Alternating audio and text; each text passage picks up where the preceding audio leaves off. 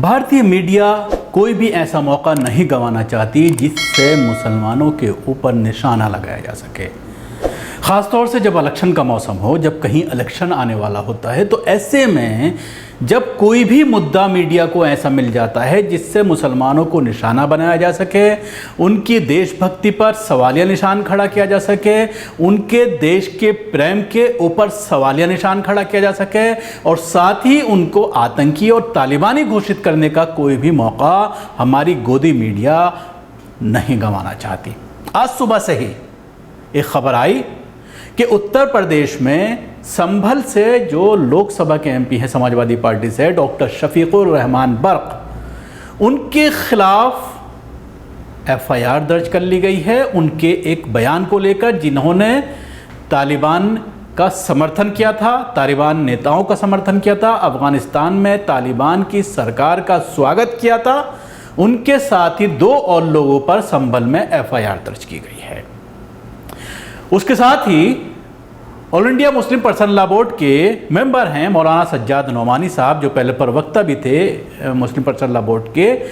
उन्होंने एक वीडियो जारी किया था 3 दिन पहले, लेकिन शायद इस गोदी मीडिया के हाथ में वो वीडियो नहीं लगा था या इनकी निगाह से नहीं गुजरा था। आज इनको इस वीडियो के बारे में मालूम चला और सुबह से ही उस वीडियो को ये बता करके बार बार चलाया जा रहा है कि ये शख्स all India Muslim Personal Law board का मेंबर है। यानी न सिर्फ मुसलमान, न सिर्फ उलमा इकराम, बल्कि एक बड़ी तंजीम, एक ऐसी तंजीम जो देश के मुसलमानों का रिप्रेजेंटेशन करती है, एक ऐसी तंजीम, एक ऐसी जमात जो तलाक बिल को लेकर के आगे आगे थी।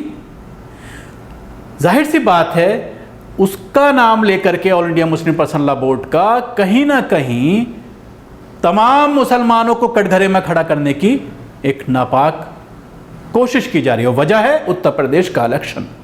जिस तरह से तालिबान के वर्चस्व के बाद उत्तर प्रदेश के देवबंद में एटीएस कैंपस खोलने की खबर को प्रमुखता से कल दिखाया गया, जिस तरह से उसमें यह बताने की कोशिश की गई कि लोग अभी सोच ही रहे हैं, ऐसे में योगी आदित्यनाथ ने एक बड़ा स्टेप ले लिया है मुसलमानों के खिलाफ और उसके जरिए ये बताने की कोशिश की गई, क्योंकि तालिबानी भी देवबंदी मकतबे फिक्र के हैं और दारुल उलूम देवबंद जो मदरसा है उसके जो शिक्षक हैं, उसके जो निकलने वाले हैं तलबा जो वहाँ से फारिग होते हैं, वो तमाम और तालिबान की सोच मकतबे फिक्र एक है। इसलिए वहाँ पर एटीएस सेंटर बनाना ज़रूरी था, जिसको काफ़ी शेयर किया गया। जो ट्रोल मीडिया है आरएसएस और बीजेपी का, उसने उसको ट्रोल किया। ख़ासतौर से योगी आदित्यनाथ का भी अपना एक मीडिया है, अपना एक ट्रोल लोग हैं जो पूरी तरह से मोदी के ख़िलाफ़, योगी का जो एक ट्रोल आर्मी है उसने भी इसको ट्रोल किया। पहले उत्तर प्रदेश के जो एमपी हैं संभल से डॉक्टर शफीकुर रहमान बर्क, उनको लेकर के जो बयान दिया गया है आला अधिकारियों का, वो आप सुनिए। थाना संभल कोतवाली में कल देर रात संभल सांसद डॉक्टर शफीकुर रहमान बर्क व 2 अन्य व्यक्ति फैजान चौधरी व मोहम्मद मुकीम के विरुद्ध अभियोग पंजीकृत किया गया है। इनके द्वारा तालिबान के संबंध में भड़काऊ बयान दिए गए। एक प्राइवेट व्यक्ति श्री राजेश सिंघल द्वारा लिखित तहरीर देकर यह बताया गया कि डॉक्टर बर्क द्वारा एक मीडिया ब्रीफिंग में तालिबान की तुलना भारत के स्वाधीनता सेनानियों के साथ की गई तथा उसकी जीत पर खुशी मनाई गई। ज्ञातव्य हो कि तालिबान भारत सरकार द्वारा घोषित एक आतंकवादी संगठन है। इस तरह के बयान देशद्रोह की श्रेणी में आते हैं। अतः उपरोक्त लिखित तहरीर के आधार पर उपरोक्त तीनों व्यक्तियों के विरुद्ध धारा 124A, 153A व 295A आईपीसी के अंतर्गत अभियोग पंजीकृत किया जा रहा है। अन्य 2 व्यक्तियों द्वारा फेसबुक पर इसी प्रकार के बयान दिए गए, उनके विरुद्ध भी इसी एफआईआर में अभियोग पंजीकृत किया गया है। समस्त साक्ष्य संकलन के साथ में वैधानिक कार्रवाई की जा रही है। देशद्रोह के बारे में इस तरह की बयानबाजी करने वाले व्यक्तियों अथवा सोशल मीडिया पर इस तरह की पोस्ट शेयर करने वालों के विरुद्ध कड़ी से कड़ी कार्रवाई संभल पुलिस द्वारा की जाएगी। धन्यवाद। इस बयान से आप अंदाजा लगा सकते हैं, हालांकि ये देखने वाली बात होगी कि क्या कितना मामला ये कोर्ट में टिक पाता है, क्योंकि कहीं ना कहीं पर्दे के पीछे से नरेंद्र मोदी सरकार तालिबान से बातचीत कर रही है। पहले जिस तरह की खबरें आई थी कि कतर में एक मुलाकात बाकायदा भारतीय डेलीगेशन की तालिबान लीडरों के साथ हो चुकी है। और जिस तरह से अमेरिका बार बार खुलेआम भी अमेरिका ने कई दोहा में और कतर में जो है मुलाकातें की हैं तालिबान लीडरों से, और उसके बाद एक पैसेज मांगा गया था, सेफ पैसेज जो अमेरिकी फ़ौज है उसका निकलने का, जो वहाँ उनका स्टाफ है उसको निकालने का, और उसके बाद उस पर काम हुआ, और उसके बाद जिस तरह से बगदाद पर परसों जो है पूरी तरह से कब्जा कर लिया गया। तो मैं बता रहा था कि किस तरह से मीडिया कोई भी मौका नहीं छोड़ती। इन दो सज्जनों के नाम लेकर के लगातार तमाम टीवी चैनल्स पर बहस हो रही हैं।